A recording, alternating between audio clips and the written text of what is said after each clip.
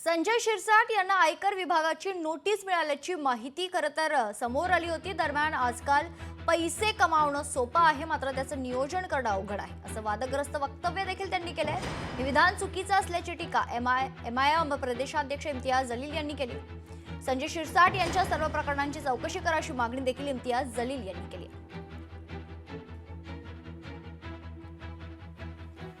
आता याच्या पुढे ब्लॅकचे पैसे चालणारच नाही।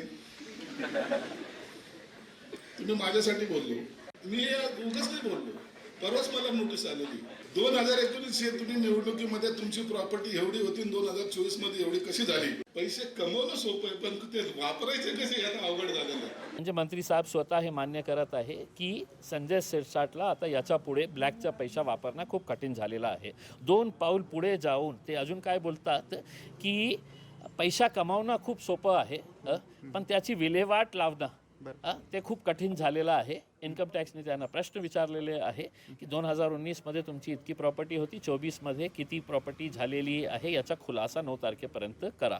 मी इन्कम टॅक्सला हे सांगणार आहे की फक्त एका वर्षाच्या काळात तुम्ही 2024 ते 2025 मध्ये किती कोटी रुपयांचे प्रॉपर्टी त्यांनी स्वतःच्या नावावर आणि आपल्या परिवाराच्या नावावर घेतलेली आहे।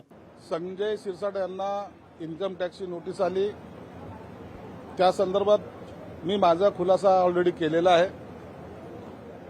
इन्कम टॅक्स विभाग हा त्याचं काम करत असतात आणि त्यांना सहकार्य करणं ही आमची भूमिका असते।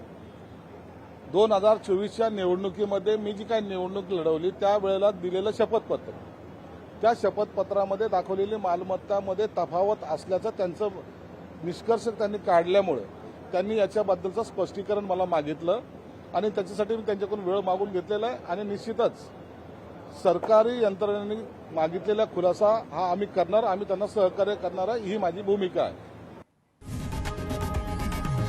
लोकशाही मराठी ऐका, पहा, जागरूक रहा।